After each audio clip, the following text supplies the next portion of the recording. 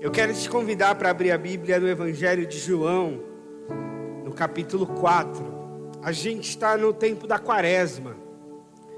A Quaresma é o período entre a quarta-feira de cinzas, ou seja, o fim do carnaval, e a Páscoa. E a Páscoa marca para nós a principal data cristã. Afinal, é a data que celebramos a morte e ressurreição do Senhor. E a gente está conversando, então, passeando pelos evangelhos, de alguma forma, preparando o nosso coração para essa grande data, para a Páscoa, para esse momento tão marcante e especial. Os cristãos, ao longo da história, celebram a Quaresma, fazendo jejum, é famoso entre os católicos, né, o jejum de carne vermelha, comer só peixe, etc. Aqui, por hora, nós não propusemos nenhum jejum coletivo. Óbvio que você fique à vontade para fazê-lo individualmente como uma disciplina espiritual. Mas a gente está passeando pelos evangelhos, preparando o nosso coração nesse período até a chegada da Páscoa. E aí, a gente vai passar agora por uma conversa de Jesus com a mulher samaritana. Aliás, hoje nós encerramos um curso bíblico sobre as mulheres no início da igreja. E na verdade acabou sendo as mulheres no Evangelho, as mulheres conversando com Jesus. A gente encerrou hoje, e no dia 26, no outro domingo, no próximo não, no domingo seguinte a gente começa um novo curso com o Diego, falando sobre igreja virtual, é isso? Mais ou menos isso aí, né? Igreja virtual é o tema foi pesquisa do Diego no trabalho de conclusão de curso na faculdade, e ele vai ministrar 4 domingos sobre isso. Se você tiver afim, é só chegar domingo às 9 da manhã. João 4, Evangelho de João, capítulo 4. Olha só o que diz o texto da palavra do Senhor. Os fariseus ouviram falar que Jesus estava fazendo e batizando mais discípulos do que João, embora não fosse Jesus quem batizasse, mas os seus discípulos. Quando o Senhor ficou sabendo disso, saiu para a Judéia e voltou uma vez mais a Galiléia. Lembre, Galiléia é o lugar do ministério de Jesus, à beira do mar da Galiléia, ao norte de Israel. Judéia, ao sul de Israel, onde fica a capital, Jerusalém. O reino de Israel, por muito tempo, ficou dividido nessa perspectiva de norte e sul. E a Samaria estava no meio desse trajeto e foi a capital do reino do norte por certo período. Era necessário passar por Samaria. Assim chegou a uma cidade de Samaria chamada Sicar, perto das terras que Jacó dara a seu filho José. Havia ali um poço de Jacó. Jesus, cansado da viagem, sentou-se à beira do poço. Isso se deu por volta do meio-dia. Nisso veio uma mulher samaritana tirar água. E disse-lhe Jesus: dê-me um pouco de água. Os seus discípulos tinham ido à cidade comprar comida. A mulher samaritana lhe perguntou: como o Senhor, sendo um judeu, pede a mim, uma samaritana, água para beber? Pois os judeus não se dão bem com os samaritanos. Jesus lhe respondeu: se você conhecesse o dom de Deus a quem está pedindo água, você me teria pedido, e dele receberia água viva. E disse a mulher: o Senhor não tem com que tirar água, e o poço é fundo. Onde pode conseguir essa água viva? Acaso o Senhor é maior que o nosso pai Jacó, que nos deu esse poço, do qual ele mesmo bebeu, bem como os seus filhos e o seu gado? E respondeu Jesus: quem bebe dessa água terá sede outra vez, mas quem beber da água que eu lhe der, nunca mais terá sede. Ao contrário, a água que eu lhe der se tornará nele uma fonte a jorrar para a vida eterna. A mulher disse: Senhor, dê-me dessa água, para que eu não tenha mais sede, nem precise voltar aqui para tirar água. E ele disse: vai, chama o seu marido e volte.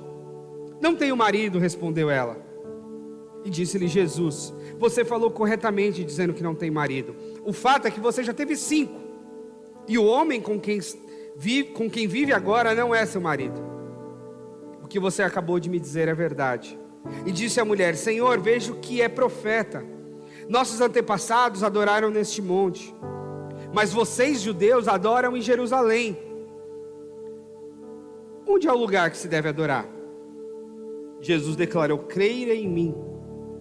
Mulheres, está próxima a hora em que vocês não adorarão o Pai nem neste monte e nem em Jerusalém.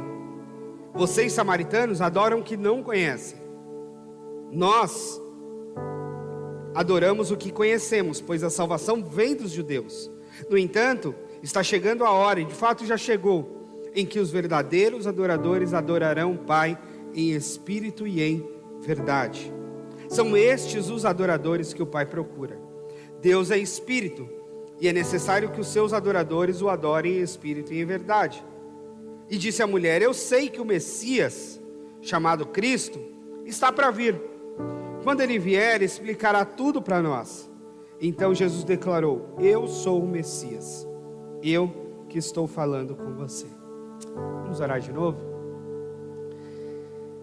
Pai amado, muito obrigado pela graça que renova-se e transborda na nossa vida, pelo esse tempo de louvor e adoração, e que agora, Senhor, a Tua palavra encontre lugar na nossa mente, no nosso coração, no nome santo de Jesus e por meio do Espírito Santo do Senhor.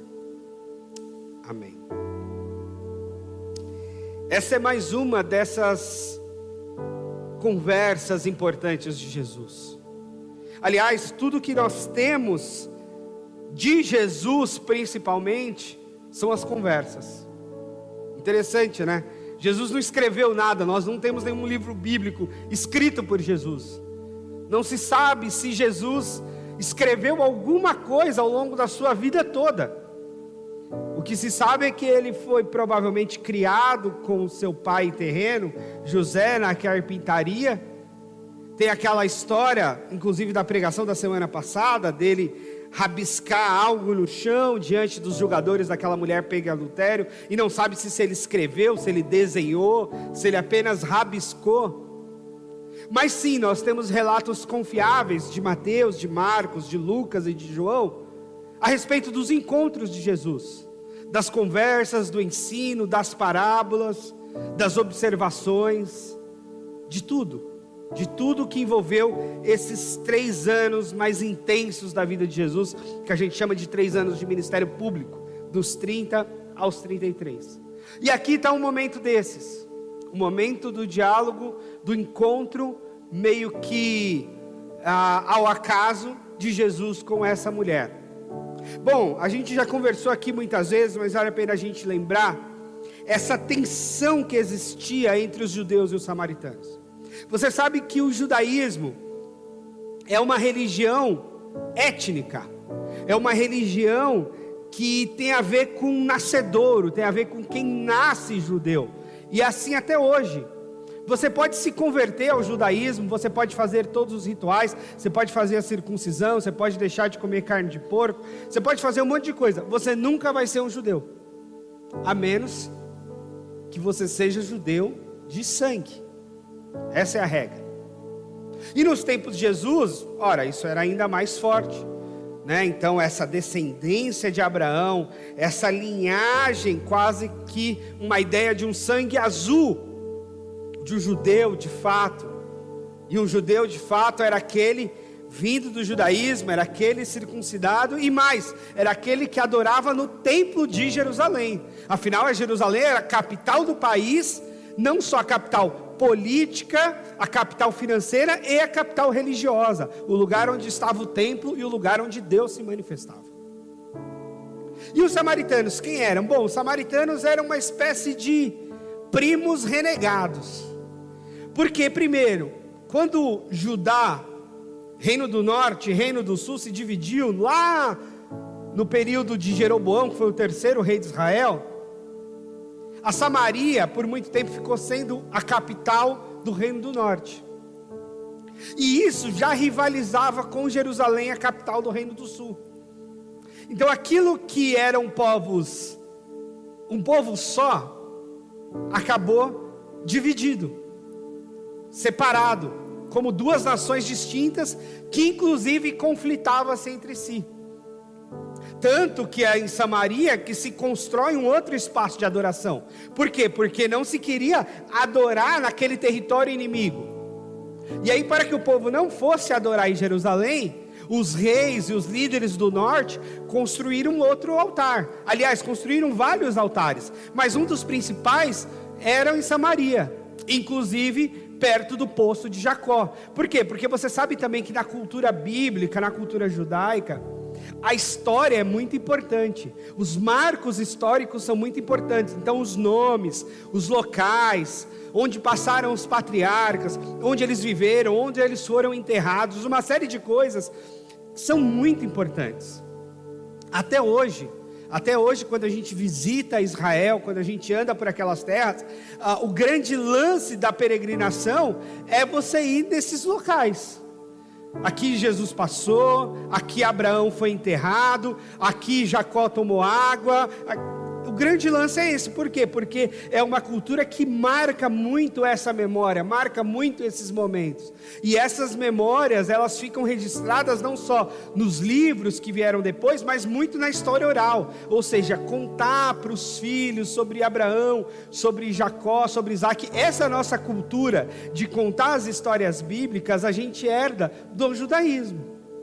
De contar e recontar as histórias e transmitir a fé. Isso é muito forte.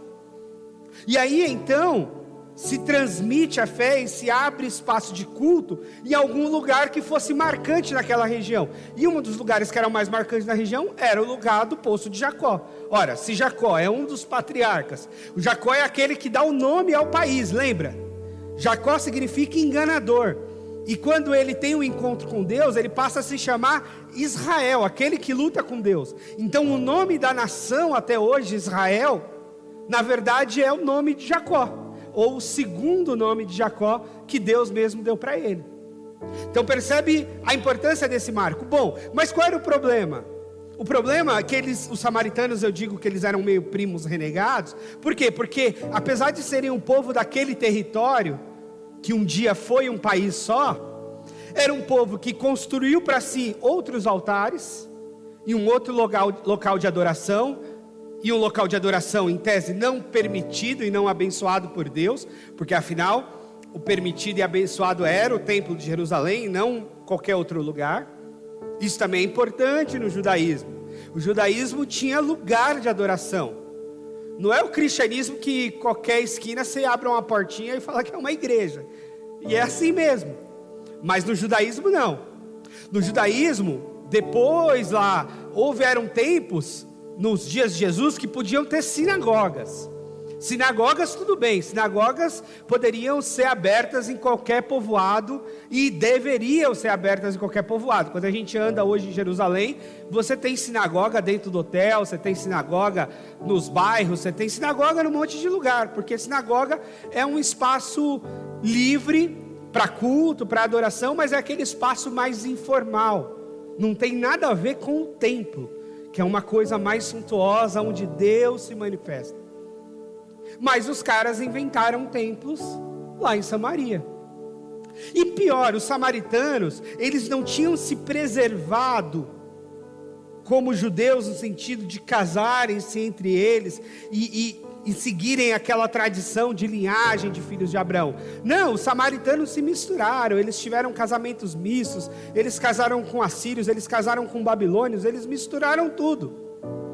E isso era parte do problema, porque quando você mistura nos casamentos, não só você mistura o sangue, quer dizer, os filhos que nascem desses casamentos, mas também você mistura os deuses muitas vezes. O Deus lá da Babilônia que vem com a pessoa que casa aqui, e esse Deus entra na cultura e entra na adoração, e essas coisas se misturavam muito.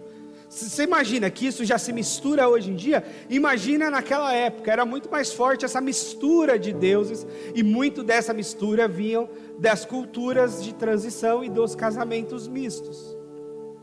E aí, esse conflito era gigante entre judeus e samaritanos. Essa briga era mais ou menos, se a gente fosse transportar judeu e palestino. O que é o palestino? O palestino nasceu naquele território também. Mas o palestino é um árabe, nascido naquele território, e que vive nesse conflito com o judeu, que também é nascido naquele território. E pior, às vezes o judeu nem nasceu lá. Os palestinos reclamam isso, né? Eu já tive várias conversas com palestinos e eles falam: esse judeu, ele nem nasceu aqui, ele nasceu na Europa. Ele veio para cá depois, mas ele é judeu de sangue. Então ele se sente pertencente à terra por ser judeu de sangue. E ele vai para lá. Enquanto que o palestino nasceu lá. Nasceu na terra palestina, nasceu lá. Só que ele tem sangue de árabe. Porque o povo dele é árabe. E aí gera até essa confusão, o árabe do judeu. Aí o palestino acusa o judeu de ser invasor da terra porque nasceu por vezes na Europa ou na Síria ou em outros lugares de judeus e estão lá na terra. E o judeu reclama do árabe que está lá, porque o árabe não deveria estar lá, deveria estar em outros países árabes que não lá. E aí é uma confusão danada. Quando nos tempos de Jesus era uma confusão numa outra perspectiva mais semelhante. Uma tensão entre povos, a ponto deles não se suportarem, a ponto deles não falarem uns com os outros, a ponto deles brigarem, de fato, inimigos uns dos outros. E aí acontece isso. De repente Jesus se encontra com uma mulher samaritana.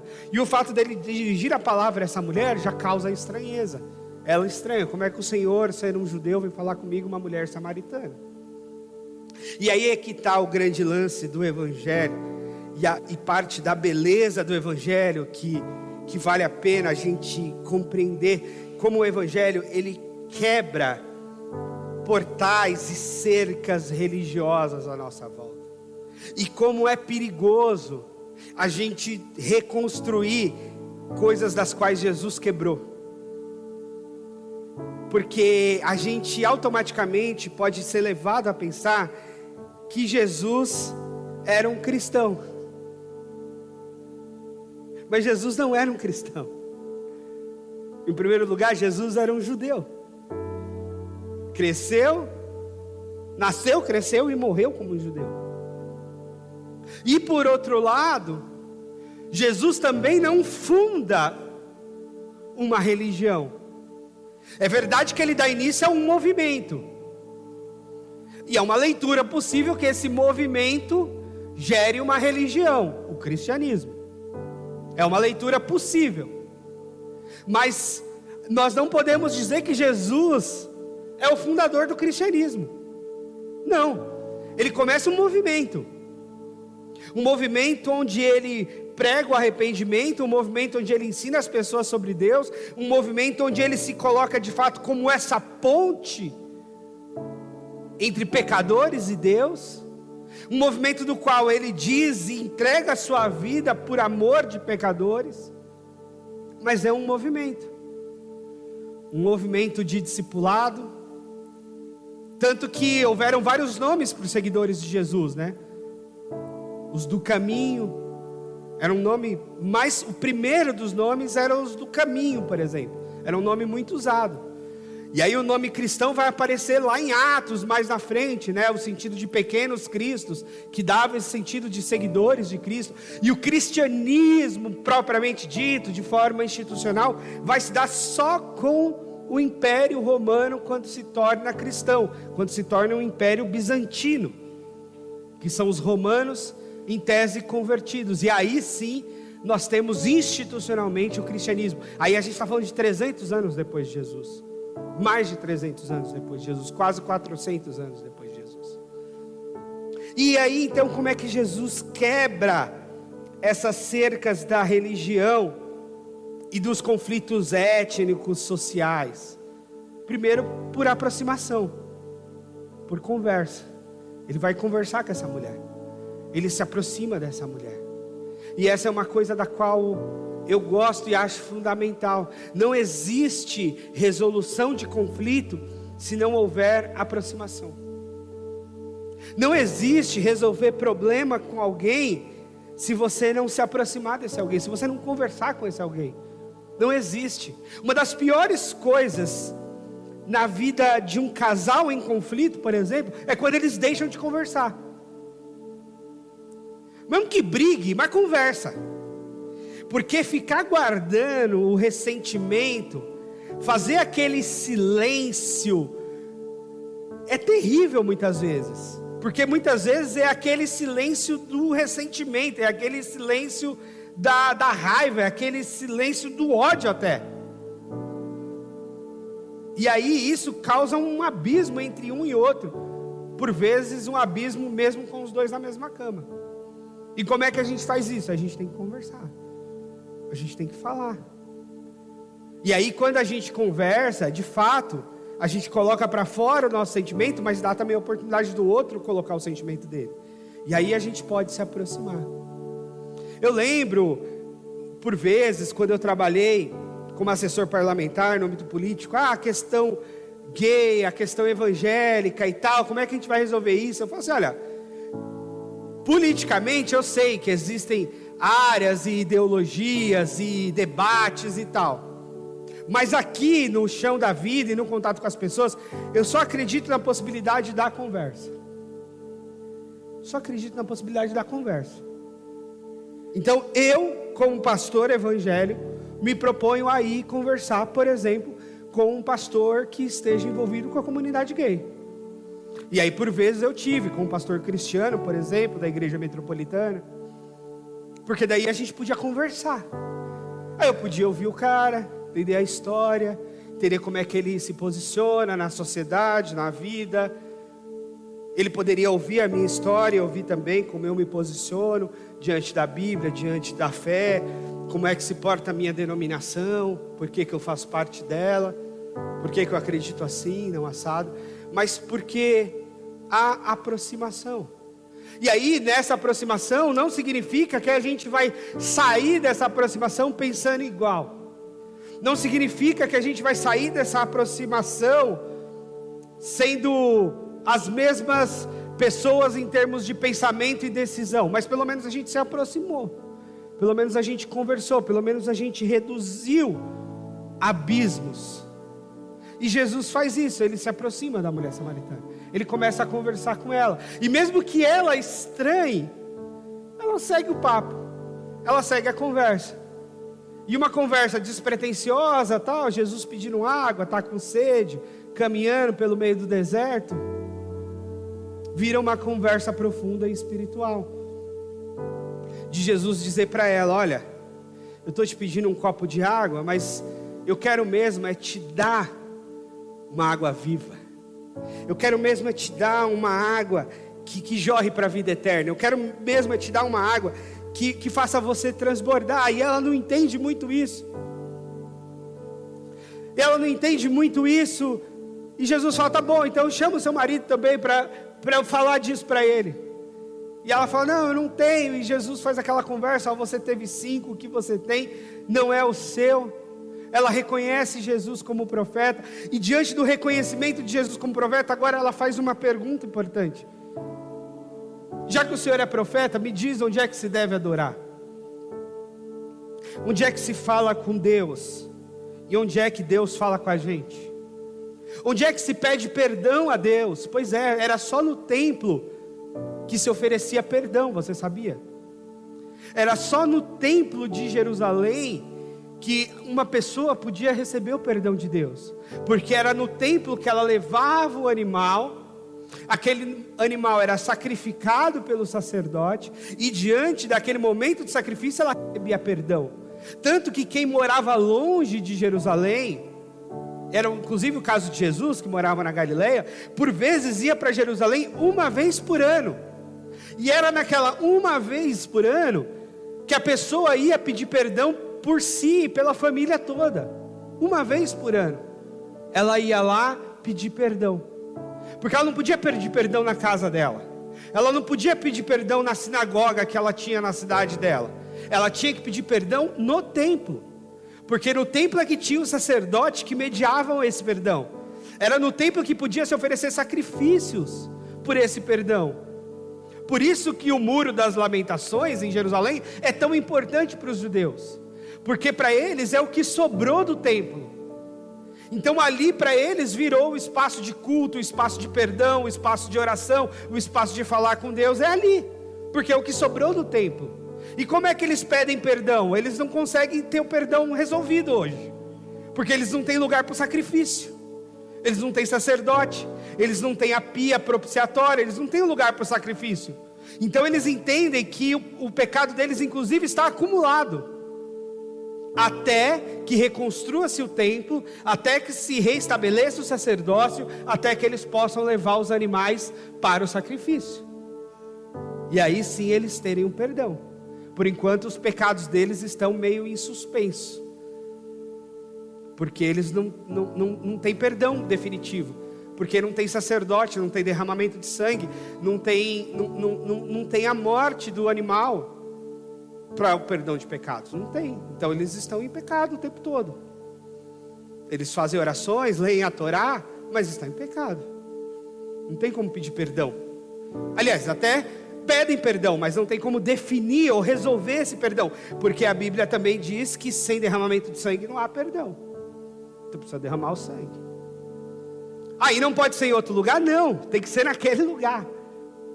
O templo tem que ser em Jerusalém, e não só em Jerusalém, tem que ser no Monte Moriá, no monte onde Abraão levou Isaac para o sacrifício, naquele monte, que hoje está aquele domo da rocha, aquela cúpula dourada, de ouro, um monumento islâmico, construído pelos árabes, e é exatamente ali que tem que ser o altar do templo.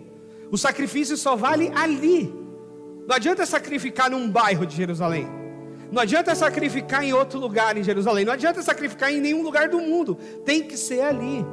Entende? A crise política, religiosa, tem que ser ali, e se não for ali, não serve. É isso que a religião faz. Ela estabelece padrões e regras, e se não for pelas regras, não serve.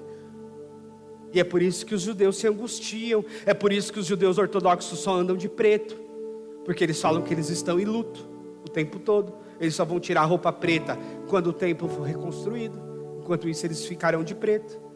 É por isso, eles estão de luto a vida toda, até a reconstrução do templo. Eles não podem, eles não têm como adorar a Deus de fato, eles não têm como receber o perdão de Deus. E essa mulher pergunta isso: como é que eu recebo o perdão de Deus? Óbvio que ela se sentia muito pecadora, principalmente Jesus revelando que ela teve 5 maridos e o que ela tem não é dela. É lógico que ela se sentia muito pecadora, e ela está angustiada com os pecados dela, e ela diz: então onde é que eu peço perdão pelo meu pecado? Eu posso pedir perdão aqui em Samaria? Ou eu tenho que ir para Jerusalém? Mas se eu for para Jerusalém, os judeus vão me matar a pedrada. Se eu vou para Jerusalém, os caras não vão nem deixar eu entrar no templo, porque eu sou samaritana, não vão deixar nem eu chegar perto. Aliás, os samaritanos uma vez tinham contaminado o templo, colocado ossadas de porco lá, fizeram uma bagunça, justo numa Páscoa. Imagina, era um negócio bravíssimo. Você sabe que hoje em dia, por exemplo, os árabes, na entrada, onde é a entrada do Messias da cidade, uma das portas da cidade, a porta dourada, onde entraria o Messias, por onde Jesus entrou, que é uma entrada que dá para o Monte das Oliveiras, tem um cemitério árabe, onde os judeus não podem pisar. Os caras fizeram de propósito. Os caras disseram: é aqui que o Messias vai entrar, então construíram um cemitério naquele terreno, e aí o judeu não pode entrar lá. Como é que o Messias vai entrar? A porta está fechada, o portal está fechado de pedra, de tijolo, e tem um cemitério ainda na frente, para impedir essa passagem. É assim a coisa, é assim que é. E aí depois, atravessa uma avenida, aí tem um cemitério judeu, e aí é o cemitério mais caro, porque é o cemitério mais próximo do templo, porque eles acreditam que vai se ressuscitar os mortos, e os mortos mais próximos do templo ressuscitarão primeiro. Então o cemitério mais caro para se enterrar um judeu é o cemitério mais próximo do templo. Tem judeu que mora em qualquer parte do mundo, quando morre quer ser enterrado em Jerusalém, perto do templo. É caríssimo para ser enterrado lá. E é um cemitério que não tem nada demais, mas é um cemitério que está perto do templo, ou do local onde é o local do templo. Mas nesse meio ainda tem um cemitério árabe. Que doideira. E aí essa mulher então angustiada pergunta para Jesus: onde é que eu adoro? E Jesus: olha, a salvação de fato vem dos judeus. Do tipo, pela regra, pela Torá, é de Jerusalém mesmo que vem a salvação. É lá que Deus se manifesta, é verdade. Mas na verdade, chegará um tempo, e esse tempo já chegou, em que não vai ser nem em Samaria, nem em Jerusalém. Vai ser em espírito e em verdade. E é isso que Jesus faz, quebrando com o padrão religioso da época. Quando ele diz, olha, não tem mais dia, não tem mais lugar, não tem mais hora especial, não tem mais vestimenta especial, não tem mais sacrifício para mediar isso. Você não tem que levar lá um animal para ser morto, você não tem que ser mediado por um sacerdote, você não tem que nada. Só tem que ser em espírito e em verdade. Pastor, mas isso abre muita brecha para as subjetividades? Abre. Alguém pode estar em qualquer lugar do mundo e dizer que está adorando a Deus? Pode. Mas se ele estiver dentro de um prostíbulo, ele pode dizer que está adorando a Deus. Mas se ele estiver dentro da cadeia, ele pode dizer que está adorando a Deus. E se ele estiver dentro de um tanque de guerra, atirando em outras pessoas, ele pode dizer que está adorando a Deus. Porque agora não tem um lugar. Agora é em espírito e em verdade. E isso de fato é muito subjetivo. Por quê? Porque isso é do coração e da consciência de cada um. E a gente, na nossa fé de seguimento a Jesus, ou a gente vai por esse caminho subjetivo do qual o próprio Jesus abriu, ou a gente volta para a religiosidade e fala, não, a adoração é dentro da igreja, é no domingo. E de preferência no palco. Aí a gente volta para a religiosidade. Aí a gente volta para uma adoração que é no dia certo, que é no lugar certo, e muitas vezes com a roupa certa, né? Porque daí vai se falar em roupas adequadas para a adoração. E aí a gente volta para a religiosidade. E é por isso então que em muitos aspectos o cristianismo é a religião de Jesus, no sentido da religião dos seguidores de Jesus, seria o mais certo. A gente tem que dizer assim, mais ou menos. Se a gente pensar nos apóstolos, nos pais da igreja, nos movimentos que foram seguindo ali de Atos em diante, como movimento de seguidores de Jesus e portanto o cristianismo, sim, é verdade. Eu me sinto herdeiro desse movimento. Eu me sinto herdeiro do movimento dos apóstolos, daqueles que vieram ali depois de Jesus. Então, se é isso o cristianismo, eu me sinto herdeiro desse movimento. Agora, se o cristianismo é a religião do Constantino, do imperador romano, a religião dos templos, a religião dos padres e dos pastores, a religião dos ritos, a religião do domingo, não é. Aí é só mais uma religião. Porque a fé cristã quebrou com esse negócio de dia, quebrou com esse negócio de local, quebrou com esse negócio inclusive de gênero. Estamos no mês da mulher, né? Quebrou com esse negócio de gênero. Paulo vai dizer lá que em Cristo não há mais nem homem, nem mulher, nem servo, nem livre, nem judeu, nem grego. Ele está dizendo nada. Jesus quebrou tudo isso para fazer para si um só povo. E aí nesse sentido, qualquer um, qualquer uma, em qualquer lugar, de qualquer jeito, com qualquer vestimenta, em qualquer condição, em pé de joelho, sentado, deitado, pode adorar a Deus e deve adorar a Deus. E a adoração no sentido mais completa possível, ou seja, render louvores a Deus, reconhecê-lo como Senhor, Pedir perdão a Deus, porque a adoração necessariamente precisa pedir perdão, porque a gente se aproxima de Deus reconhecendo que a gente é pecador, então precisa ter pedido de perdão. Mas agora não tem mais regra, não tem mais lugar, não tem mais um jeito específico, agora é em espírito e em verdade. E essa subjetividade vale como face dos dois lados. Que dos dois lados? Pode ser que alguém esteja aqui no palco cantando lindamente e não esteja adorando em espírito e em verdade. E pode ser que alguém esteja no pior dos piores dos lugares e esteja adorando em espírito e em verdade. A gente não sabe.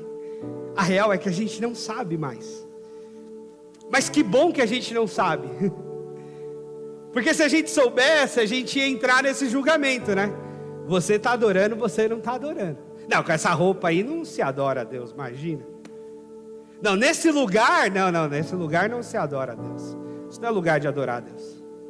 Não, desse jeito, deitado, não, deitado não se adora a Deus. Imagina, como é que vai se adorar a Deus desse jeito? Ah, não, desse jeito não se adora a Deus. Não tem. Não tem. Se alguém começa a fazer isso, a gente fala, opa, isso daí é outra coisa. Isso daí não é o Evangelho. Essas regras não são do Evangelho. São da religião que você criou, ou da religião que você está seguindo, não são do Evangelho. Do Evangelho é adoração em espírito e em verdade. Esse é o Evangelho. Esse é o Evangelho. O Evangelho é pedir perdão tendo Cristo como mediador, como único, soberano, suficiente, pleno mediador. Não preciso mais oferecer nenhum tipo de sacrifício, se não ter Cristo como sacrifício e a minha própria vida, como escreveu Paulo lá em Romanos. Ofereça-se a si como um sacrifício vivo, santo e agradável a Deus. Ofereça a si mesmo, ofereça o seu corpo. Esse é o seu sacrifício a Deus. Ofereça-se. Ofereça-se em adoração. É isso.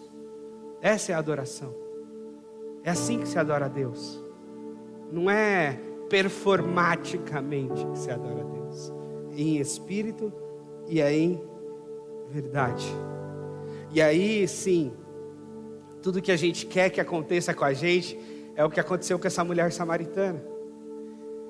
Porque ela encontrou-se com Cristo, ela ouviu as verdades do Evangelho, e no segmento do texto, inclusive, ela saiu seguindo a Cristo e anunciando o Evangelho.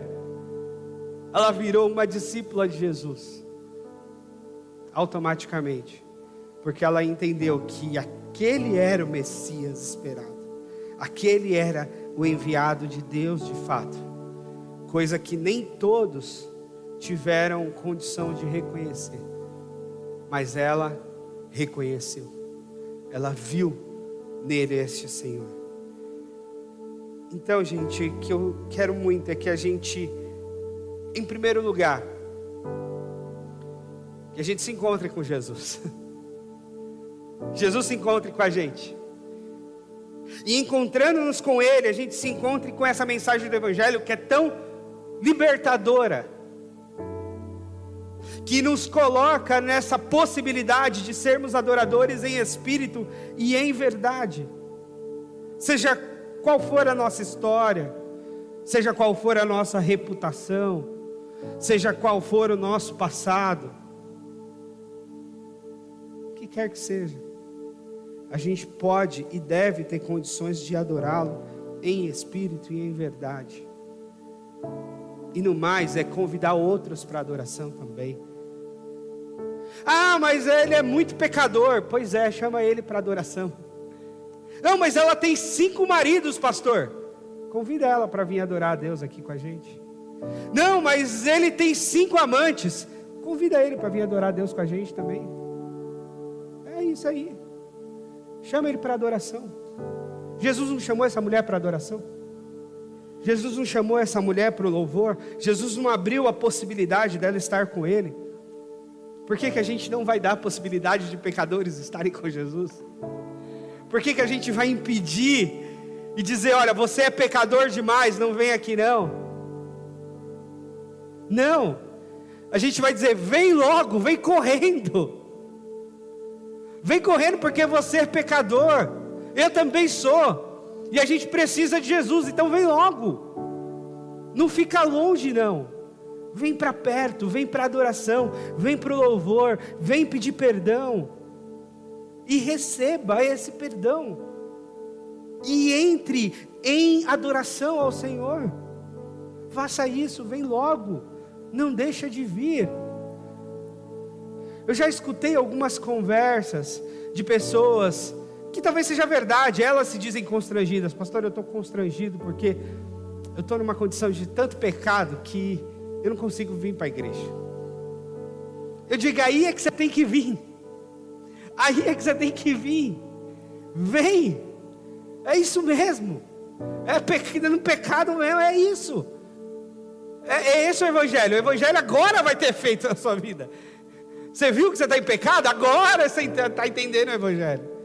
Vem para a adoração, vem para o louvor, pede a Deus perdão, tenha Jesus como seu companheiro de jornada, como mediador da sua relação com Deus.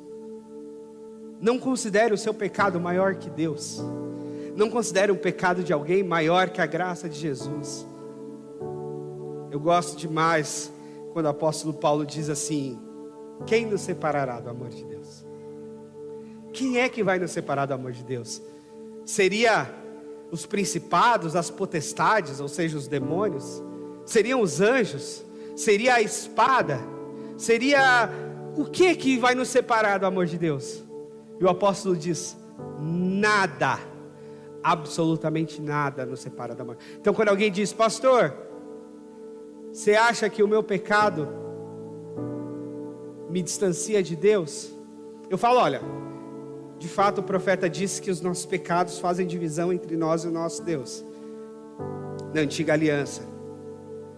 Mas também a Bíblia diz que Jesus Cristo morreu e perdoou todos os nossos pecados. Então não tem pecado maior que a cruz, não tem pecado maior que a graça de Deus. Você acha que o seu pecado é grande? A graça de Deus é maior que o seu pecado. Você acha que o pecado do seu irmão é grande? A graça de Deus é maior do que o pecado do seu irmão.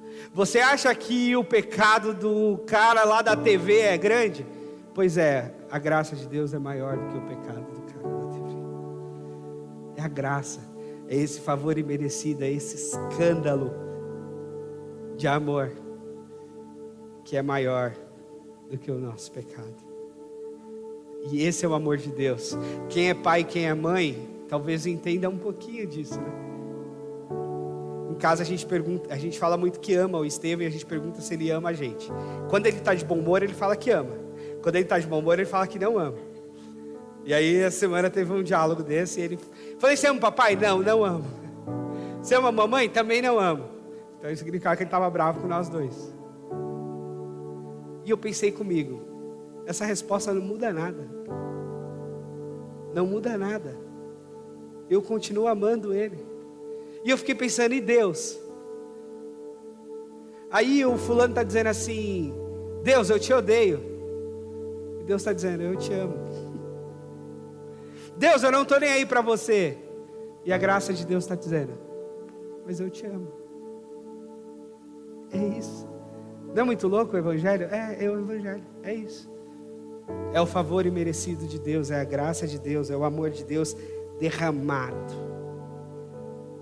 sobre pecadores e pecadoras. Esse é o Evangelho, essa é a graça do Senhor. E aí, já que a gente descobriu isso, aí a gente quer responder a esse amor. Aí a gente responde. Aí a gente está aqui respondendo, ao tão grande amor de Deus. E que bom que seja assim com a nossa vida. Vamos ficar de pé? Obrigado, Senhor. Obrigado por tão grande amor, tão grande salvação. Senhor, que a gente é essa samaritana, Senhor. Nós somos samaritanos, samaritanas. Nós temos 1 milhão de pecados na nossa história. Nosso passado é cheio de pecado. Temos um monte de coisa errada na nossa vida.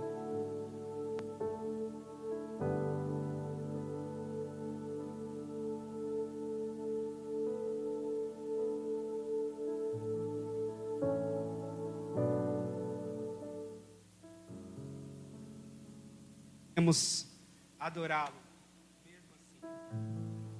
Que nós podemos bendizê-lo, mesmo assim.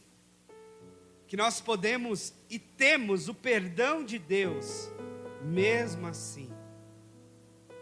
Então, Senhor, pecadores que somos, muito obrigado pela graça e perdão que recebemos. E use a gente, Senhor, para manifestar essa graça, para comunicar esse amor. Usa-nos, Senhor, para anunciar tão grande salvação, tão grande amor, tão grande graça que o Senhor tem para com toda a humanidade.